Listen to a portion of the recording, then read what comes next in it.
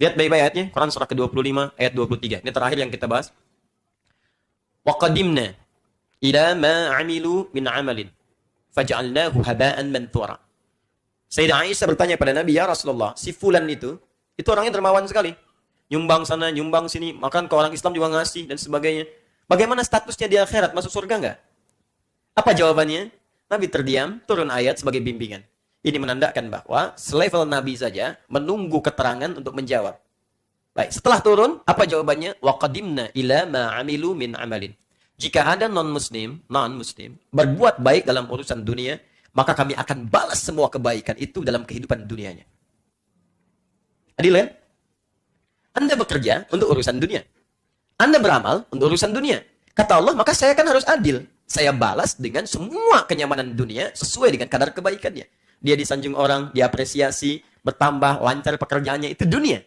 Jadi kalau ada orang berbuat baik dengan orientasi dunia, bukan akhiratnya, maka orang itu, kata Allah, saya akan balas dengan semua kenikmatan di dunia secara cepat. Wa qadimna, kami segerakan. Adil sekali. Allah tidak menunda. Anda berbuat baik untuk dunia, saya jawab, kata Allah. Tapi di akhirat, faja'alnahu haba'an manthura. Semua itu tidak ada nilainya seperti debu yang berterbangan. Kenapa? Karena Allah mesti adil. Akhirat itu beda bekalnya dengan dunia. Bekal akhirat itu dasar utamanya iman. Ini poinnya. Dan bekalnya bukan dunia. Makanya ketika Anda meninggal, saya meninggal, kita meninggal, tidak peduli statusnya siapa, maka dia akan meninggalkan dunia. Disebut telah meninggal dunia. Kenapa disebut meninggal dunia? Bukan cuma orang yang meninggalkan dunia. Semua bekal dunianya pun tidak akan dibawa ke bekal akhiratnya. Semua bekal dunianya tidak akan dibawa ke alam akhiratnya. Jangankan akhirat, ke kuburan aja nggak dibawa. Jadi di kuburannya nggak ada nilai manfaatnya. Saya belum pernah lihat misalnya, ada orang saat akan meninggal misalnya, tolong kuburkan sekalian dengan mobil saya yang Ferrari. Ini yang Lamborghini, ini yang ini yang itu, ini yang Alphard. Nggak ada. Mama, kalau papa meninggal, tolong nanti, ini handphone terbaik papa.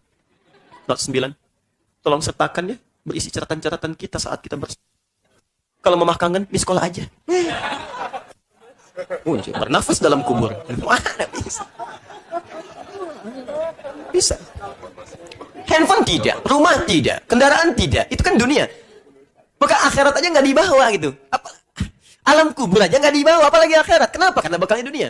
Jika Anda ingin sampai bekal itu ke akhirat, maka bagaimana mengerjakan itu semua? Dasarnya iman. Ini poinnya.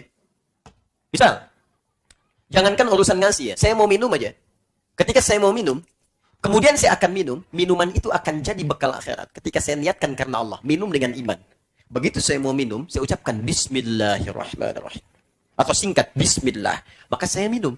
Kalimat Bismillah itu yang merubah perbuatan minum menjadi ibadah. Ya. Si minumnya menghilangkan haus. Jadi kalau orang nggak baca Bismillah pun, hausnya hilang. Cuman sekedar menghilangkan haus, ke akhirat nggak dibawa. Tapi saat ucapkan dengan iman saya, Bismillahirrahmanirrahim, maka dituliskan pahala 10 kebaikan. Itu ada di Quran surah ke-6 ayat 160. Man jaa'a bil hasanati falahu asyru amsalihha. Siapa yang mengerjakan kebaikan yang bernilai akhirat, dia mendapatkan bagiannya. Maka ketika saya ucapkan bismillah dengan iman saya, maka berubah pekerjaan tadi disebut pindah, bertransformasi dari amal menjadi amal soleh. Dari amal, kalau amal ini masih standar. Semua perbuatan yang baik bisa disebut amal. Rutinitas. Tapi kalau saya kerjakan karena iman, berubah jadi amal soleh.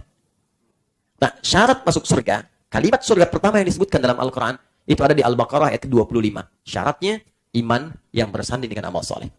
Paling kanan sebelah atas. وَبَشِّرِ الَّذِينَ آمَنُوا وَعَمِلُوا الصَّالِحَاتِ. Jadi kalau ada teman Anda yang baik, tadi disebutkan dan sebagainya, kalau masih hidup, doakan supaya dia mendapat hidayah. Itu pemberian terindah yang bisa kita lakukan. Jangan difonisi. Cuma dunia, di akhirat sengsara kamu. Tidak. Kita doakan dari jauh, ya Allah berikan hidayah kepadanya. Ya Allah, saya tidak ingin berpisah dengan dia. Ya Allah, jadikan manfaat dalam kehidupannya.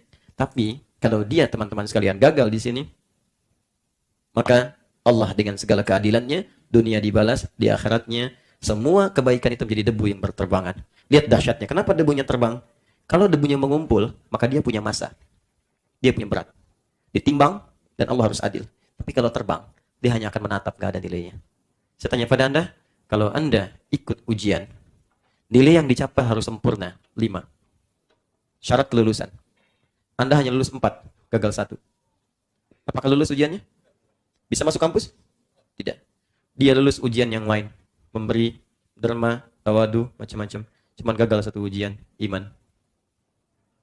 Dan dia diberi kesempatan untuk lulus, tapi dia memilih untuk tidak lulus. Dia diberi kesempatan untuk beriman, tapi memilih untuk mempertahankan apa yang ia yakini. Maka Allah pun memberikan apa yang ia telah siapkan. Sangat adil. Cukup ya?